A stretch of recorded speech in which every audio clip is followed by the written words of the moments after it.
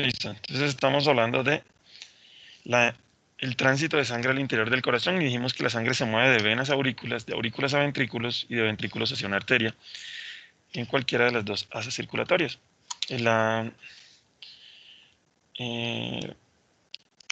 Explicábamos que no hay válvulas completas entre venas y aurículas, sin embargo existe un rodete, un repliegue de endocardio en la entrada de la vena cava inferior hacia la aurícula derecha y en la entrada del seno coronario hacia la aurícula derecha.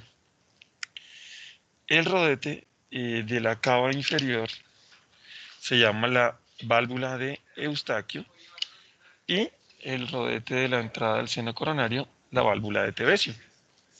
Estas dos semiválvulas funcionan solamente como un rodete que minimiza el reflujo, pero no son válvulas completas. En ningún momento la circulación entre venas y aurículas se ve interrumpida completamente. Es así que la entrada de la vena cava superior y la entrada de las venas pulmonares a la aurícula izquierda no tiene ninguno de estos rodetes. Las semiválvulas existen solamente para la vena cava inferior, que es la vena que trae sangre del hemicuerpo inferior, y para el seno coronario, que es la vena que trae la sangre que estaba nutriendo al corazón, la sangre venosa de la circulación coronaria, que hace parte de la circulación mayor, no de la circulación menor. La sangre entonces fluye de venas a aurículas sin una interrupción completa. No hay válvulas entre venas y aurículas. Luego la sangre va a fluir entre aurículas y ventrículos.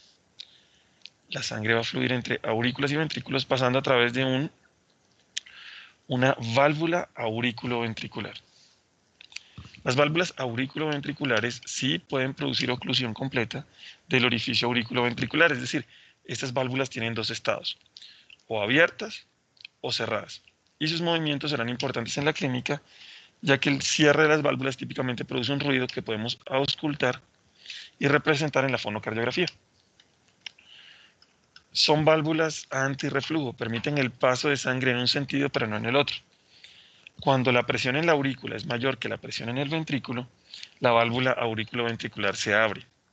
Cuando la presión del ventrículo es mayor que la presión de la aurícula, la válvula aurículo-ventricular se cierra. Eso quiere decir que mientras la sangre intente llenar el ventrículo, la válvula aurículo-ventricular estará abierta. Mientras la válvula esté abierta, la sangre puede fluir de venas a aurículas y aurículas a ventrículos.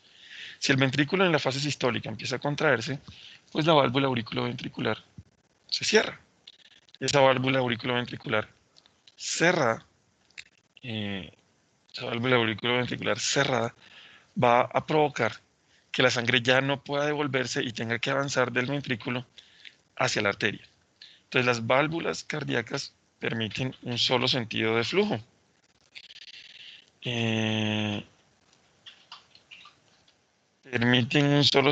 Son válvulas unidireccionales. Insisto, el sentido de la circulación de la sangre va a ser de venas a aurículas, de aurículas a ventrículos y de ventrículos hacia las arterias.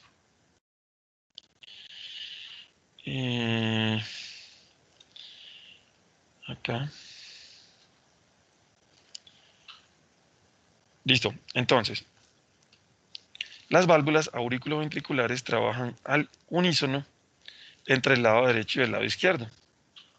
Es decir, en el momento que están abiertas las válvulas aurículo-ventriculares, lo están de ambos lados del corazón.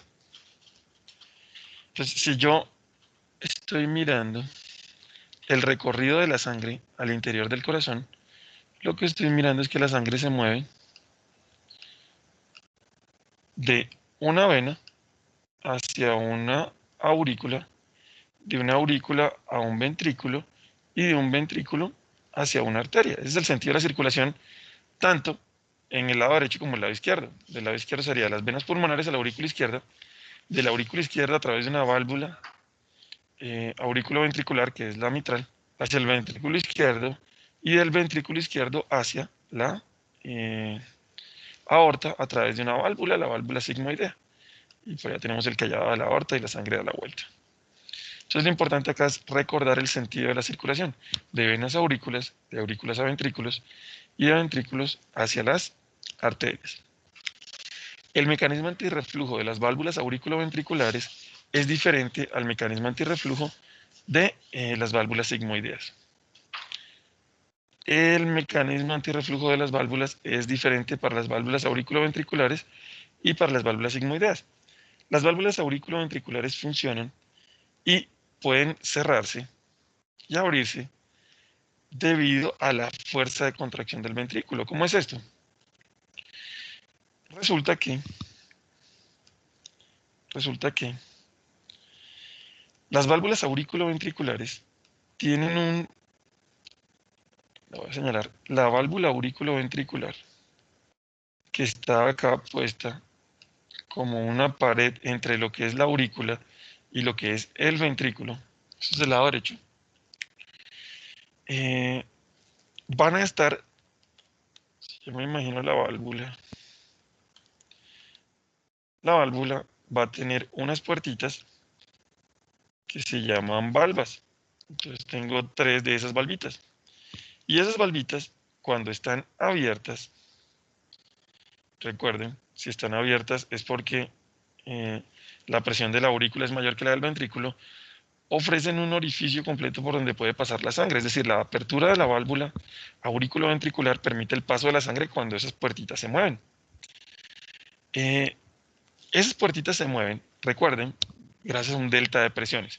Si la presión de la aurícula es mayor que la presión del ventrículo, la válvula se abre. Pero si el ventrículo empieza a contraerse, la sangre podría devolverse.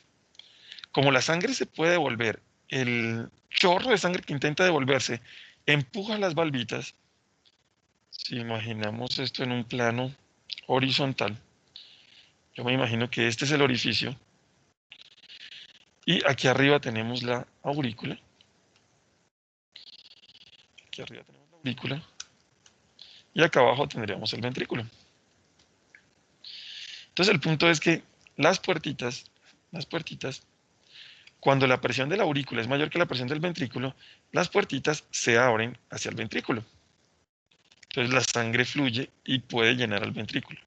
En el sentido que dijimos, venas aurículas, aurículas a ventrículos.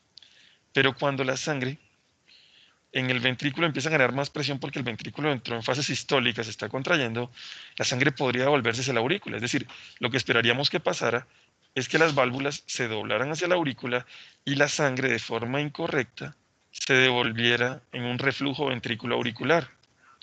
Eso le pasa a algunos pacientes, no estoy diciendo que no pase, le pasa a algunos pacientes, pero representa enfermedad. Entonces, ¿cómo evita el ventrículo que cuando el chorro de sangre se intenta devolver, la válvula haga algo diferente a cerrarse? Es decir, las paredes simplemente suben y cierran la válvula como la vemos aquí. Y esto ocurre gracias a estas estructuras. Son unos músculos originados en el ventrículo que tienen forma de dedito. Esos músculos con forma de dedito se llaman músculos papilares. Músculos papilares. Músculos papilares. Esos músculos papilares. Este, estos. Los músculos papilares hacen parte del miocardio. Eso es músculo cardíaco. Cuando el corazón se contrae, ellos también. Esos músculos papilares agarran cada uno una de las valvitas, una de las puertitas que agarran las válvulas. Entonces, cuando el ventrículo se contrae y la presión del ventrículo se incrementa, el chorro de sangre intenta devolver la sangre hacia la aurícula.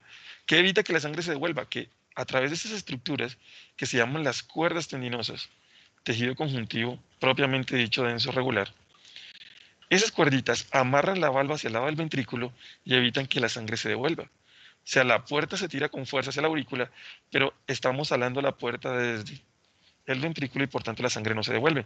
Las cuerdas tendinosas y los músculos papilares previenen el reflujo ventrículo auricular que permite que la sangre solamente se mueva de aurículas a ventrículos. Entonces, bien importante ese pedazo, bien importante, porque el sistema antirreflujo de las válvulas auriculoventriculares depende de la existencia de las cuerdas tendinosas amarradas a los músculos papilares. Si uno de estos músculos se llega a romper en un infarto, la sangre se devuelve y el paciente entra en insuficiencia cardíaca. Recordemos que la válvula aurículo-ventricular del lado derecho se llama tricúspide, mientras que la válvula aurículo-ventricular del lado izquierdo se llama bicúspide. Eso me va a decir cuántas puertitas, cuántas valvas tiene esta válvula. Y el número de valvas corresponde también al número de músculos papilares. El número de valvas corresponde también al número de músculos papilares. La válvula aurículo-ventricular del lado derecho tiene 3 valvitas. Esas 3 valvitas se llaman septal, anterior y posterior. La válvula auriculoventricular izquierda tiene solo anterior y posterior. Entonces, como cada una de esas valvitas está agarrado a un músculo papilar, el músculo papilar lleva el mismo nombre.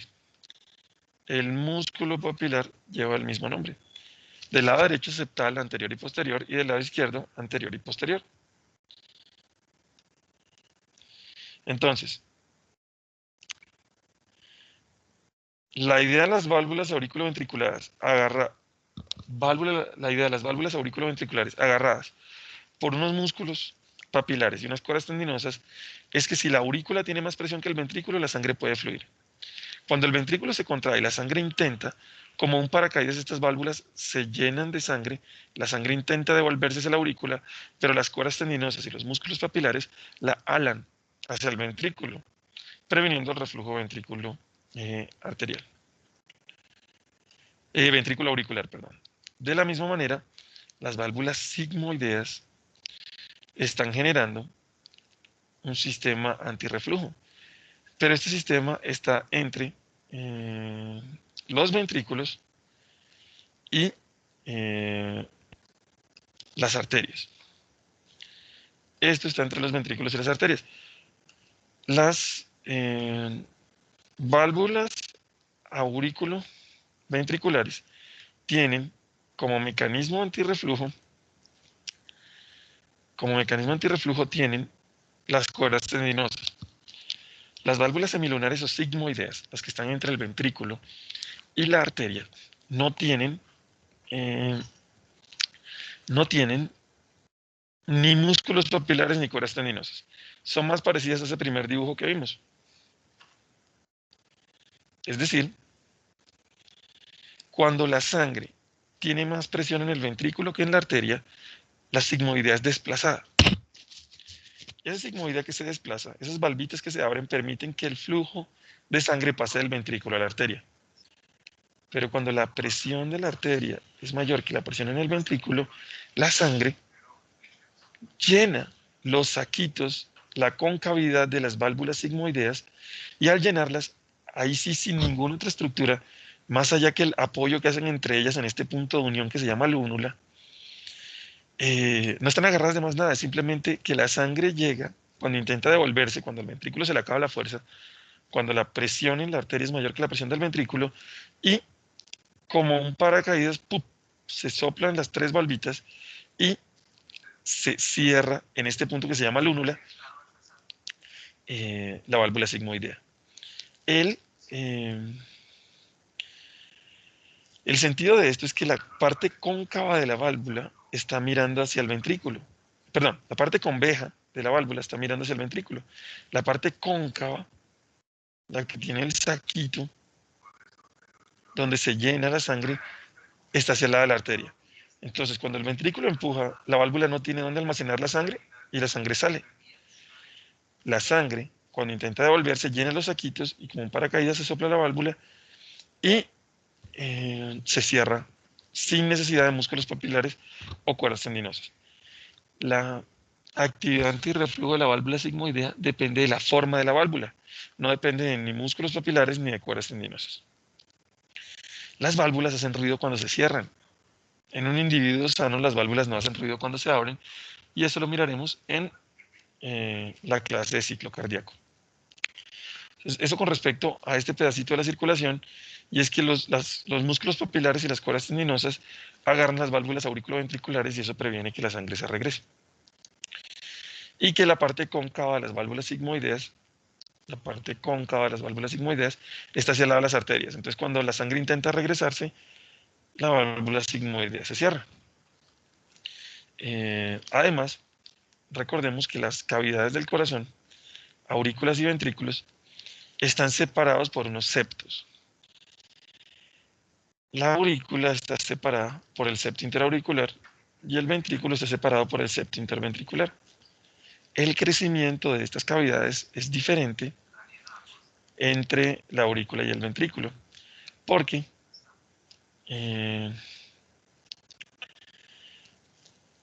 la pared de la aurícula crece de posterior a anterior y de anterior a posterior, mientras que la pared del ventrículo crece de superior a inferior y de inferior a superior.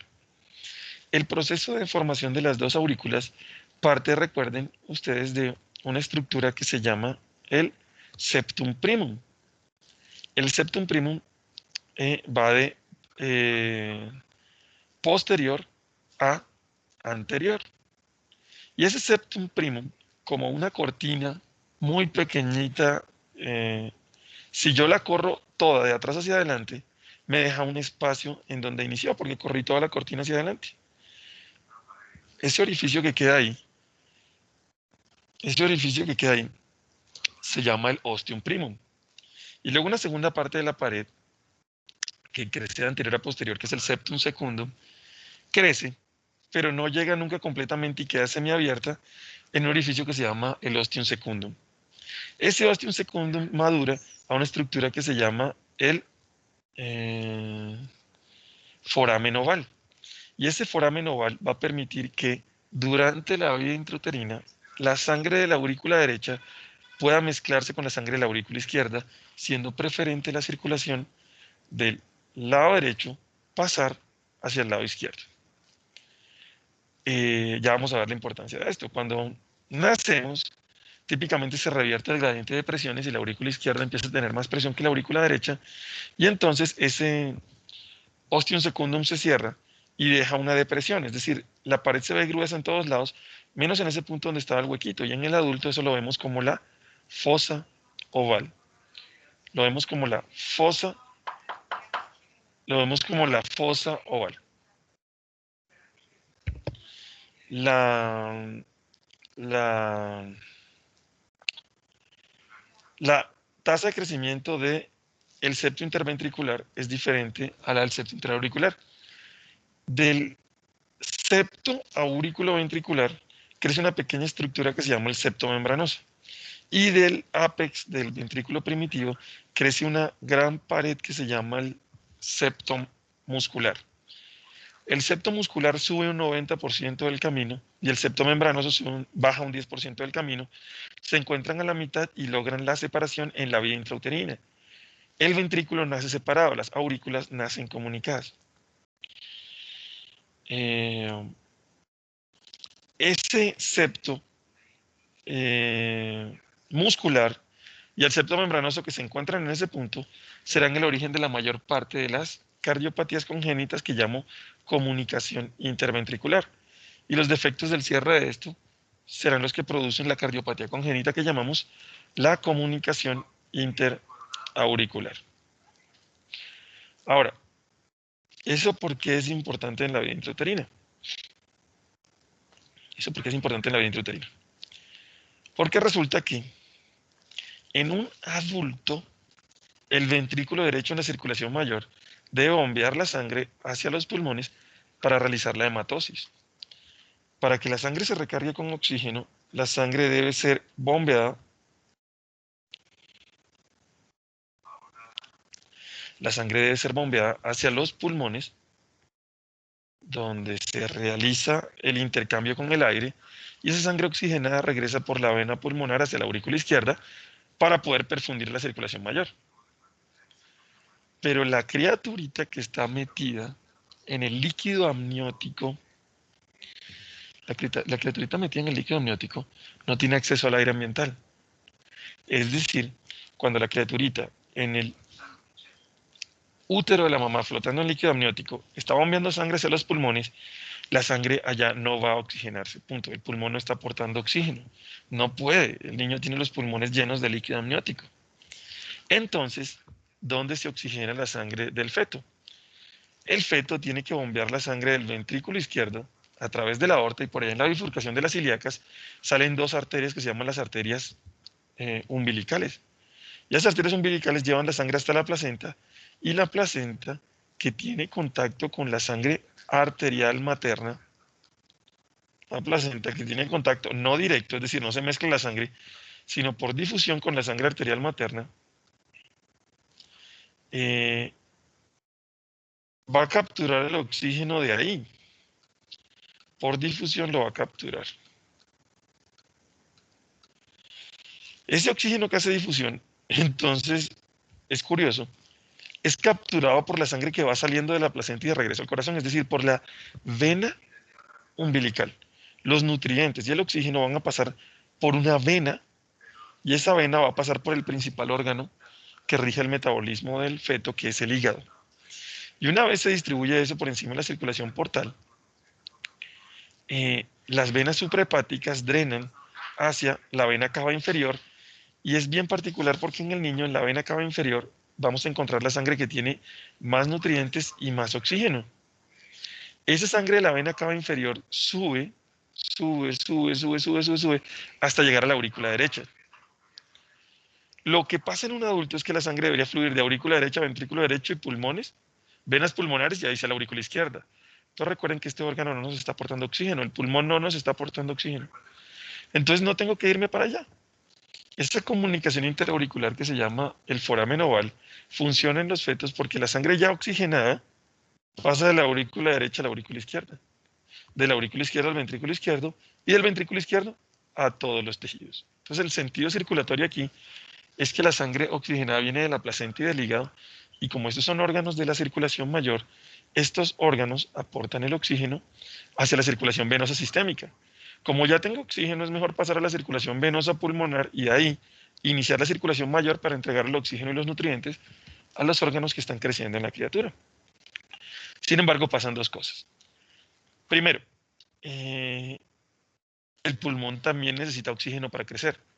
Por tanto, parte de la sangre oxigenada que llega a la aurícula derecha no toma el camino de la aurícula izquierda, sino toma el camino del ventrículo derecho. Y esta sangre en el ventrículo derecho es bombeada hacia el tronco de la arteria pulmonar y el tronco de la arteria pulmonar va a permitir dos flujos. La mayor parte de la sangre que llega aquí se le da una última oportunidad de regresarse a la circulación mayor a través de un vaso que tiene características venosas que se llama el conducto arterioso o ductus arterioso y la sangre se pasa del tronco de la arteria pulmonar hacia la aorta. Del tronco de la arteria pulmonar hacia la aorta para regresar, recuerden, es sangre con oxígeno, viene de la cava, y por tanto permite la nutrición de los demás órganos. Pero hay un poquito de sangre que pasa a la aurícula derecha y no va a la aurícula izquierda. Pasa al ventrículo derecho, el tronco de la arteria pulmonar y no se va hacia la aorta. Y ese poquito de sangre con oxígeno circula hacia los pulmones para nutrir los pulmones que recuerden no tienen ninguna otra manera de recibir el oxígeno.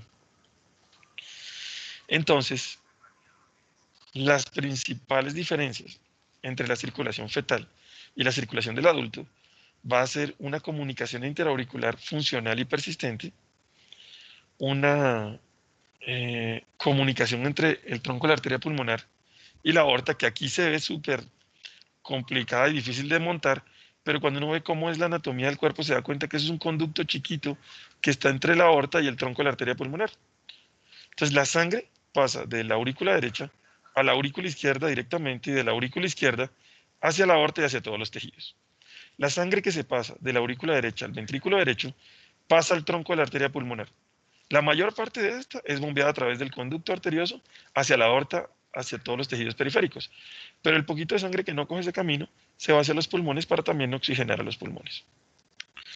Por eso, cuando están en pediatría y les pregunten cuáles son las dos cardiopatías congénitas más frecuentes en el humano, lo más probable que pueda pasar no es la tetralogía de Fallot, no es un poco de secuencias ahí extrañas. No, lo más probable que pueda pasar es que los orificios que ya estaban establecidos no se cierren. Las dos cardiopatías congénitas más comunes en el humano son la comunicación interauricular y el ducto arterioso persistente. Son, digamos, estructuras que deberían cerrarse inmediatamente nacemos y que si no lo hacen, generan un corazón enfermo desde el nacimiento, una cardiopatía congénita.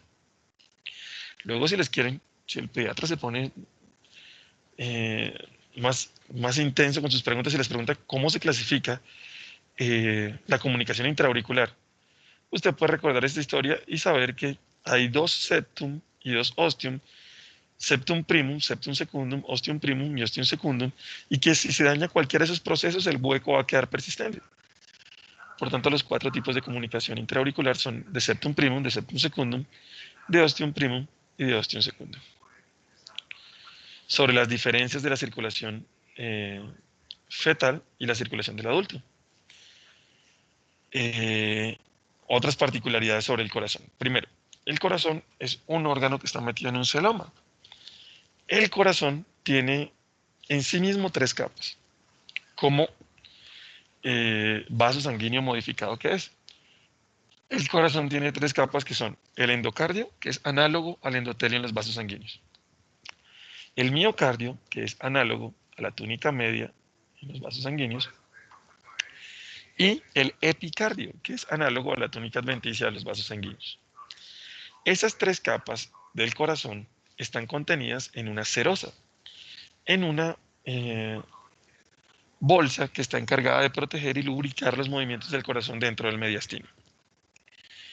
Esa bolsa tiene dos capas, que son el pericardio seroso y el pericardio fibroso. El pericardio fibroso es el más inextensible, el duro, el que uno ve por fuera cuando hace una toracotomía, y el pericardio seroso es el interno. El pericardio seroso es el interno. El pericardio seroso a su vez se divide en dos hojas, una hoja parietal y una hoja visceral. La hoja visceral está firmemente pegada a la cara externa del corazón. La hoja parietal está firmemente pegada al pericardio fibroso. Entonces, esas dos hojitas, entre las dos, tienen un líquido circulando que es el líquido pericárdico. Ese líquido pericárdico se produce en la hoja visceral y se reabsorbe en la hoja parietal. Ese líquido lubrica el movimiento del corazón y lo mantiene aislado de las fuerzas mecánicas externas al corazón. Entonces, si tengo el corazoncito está, recuerden, la cara más externa del corazón es el epicardio y el epicardio tiene pegada la hoja visceral del pericardio seroso. Hoja visceral del pericardio seroso. Por fuera de este está la hoja parietal del pericardio seroso. Y entre esas dos circula un líquido, que es el líquido pericárdico. Y que la hoja visceral del pericardio seroso está firmemente pegada a lo que vemos por fuera cuando abrimos el tórax, que es el pericardio fibroso. Es el más duro e inextensible de todos. ¿Listo? Entonces, el corazón está metido en un saco, que es el pericardio. Y el pericardio tiene entre las dos hojas viscerales un líquido que se llama el líquido pericárdico, que lubrica y sostiene el movimiento del corazón para su óptimo funcionamiento. Más particularidades sobre el corazón. El corazón en su interior tiene un sistema cardionector. Si uno pregunta de qué células está constituida, el endocardio, uno diría endotelio y fibroblastos. Si uno pregunta de qué células está constituida el epicardio, uno hablaría de fibroblastos. Pero cuando uno pregunta de qué células está hecho el miocardio, que es la capa más gruesa del corazón, uno tendría ahí una gran cantidad de células. La mayor parte de ellas son miocardiocitos, pero también hay células del tejido conjuntivo, macrófagos, células cebadas, mal llamadas mastocitos, y los fibroblastos. Cosa fundamental que hay que aprender, los miocardiocitos están en fase celular G0, están en quiescencia. ¿Qué quiere decir que estén en quiescencia? No pueden dividirse, no pueden hacer mitosis. Ese pedazo es crítico porque si uno pierde miocardiocitos en un infarto de miocardio, no va a haber otros miocardiocitos haciendo mitosis para reemplazarlo. Los fibroblastos van a producir una cicatriz para cerrar ese huequito, pero la cicatriz no conduce a la electricidad y eso, como veremos más adelante, va a producir siempre problemas del tipo arritmia.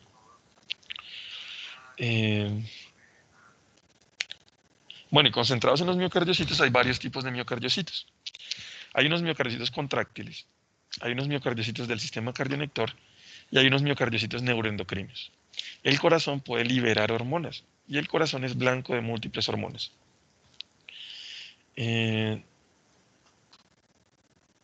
Los miocardiocitos contráctiles, que son la mayoría, son miocardiocitos como los que estudiaron en histología y están diseñados para utilizar sarcómeras y de forma autonómica bombear sangre y calentarla. Los miocardiocitos que nos falta mencionar son los del sistema cardionector, que son los que generan y conducen los impulsos eléctricos que mantienen el ritmo cardíaco y una frecuencia cardíaca estable y adecuada para la situación. Esos miocardiocitos forman un mini sistema nervioso al interior del corazón. No son neuronas, son miocardiocitos modificados, pero generan y conducen estímulos eléctricos. Esos miocardiocitos están organizados en dos tipos de estructuras al interior del miocardio: los nodos y los haces. Los nodos son como los pequeños cerebros. Ahí se coordinan los estímulos y van a ser los marcapasos del corazón dependiendo de la situación y la necesidad. Y los haces son como nervios, como carreteras de información que llevan la información desde los nodos hacia los miocardiocitos contráctiles para indicarles cuándo contraerse. Entonces hay dos nodos que son el nódulo sinoatrial, SA, y el nodo AB, aurículo ventricular. Los dos nodos están contenidos en las aurículas. Y los haces están tres internodales, Bachmann, Fenkerbach y Torel, y un haz, el más importante, que es el que comunica la aurícula con los ventrículos y les dice cuándo bombear sangre. Ese haz se llama el haz de His. Entonces, hay dos tipos de estructuras al interior del sistema cardionector: los nodos, el nodo sinoatrial y el nodo atrioventricular, y los haces.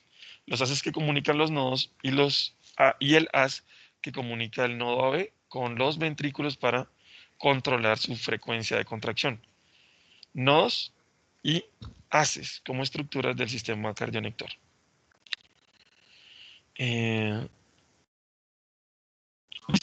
Tal vez el último detallito que nos faltaría mencionar sobre la estructura del corazón es que todas las válvulas cardíacas quedan a la misma altura. Es decir, cuando uno examina el corazón, se da cuenta que si yo corto por la unión auriculoventricular, por la cinturita que produce la circulación coronaria primaria, yo lo que me voy a encontrar es que las válvulas cardíacas a nivel de ese corte, a través de la cinturita que llamo el surco coronario, me va a indicar que todas las válvulas cardíacas están a la misma altura. Acá adelante está la pulmonar. Las tres valvitas de la pulmonar se llaman anterior, derecha e izquierda. Las tres valvitas de la sigmoidea pulmonar son la posterior, la derecha y la izquierda. Las tres valvitas de la tricúspide, que se llaman anterior, posterior y septal, y las dos valvitas de la mitral, que son la anterior y la posterior. ¿Por qué señalar eso? Porque resulta que el músculo cardíaco es sincitial. Las células musculares tienen tendencia a fusionar su citoplasma para permitir un paso de información eléctrica entre ellas. Sin embargo, ese sitio, esa estructura donde se fijan todas las válvulas, está hecha completamente de colágeno e impide la comunicación eléctrica directa de las aurículas con los ventrículos. Como masa de células fusionadas como sincitios, el corazón tiene dos sincitios esencialmente, que son el sincitio auricular y el sincitio ventricular. Estas células se pueden comunicar libremente entre ellas, estas células se comunican libremente entre ellas.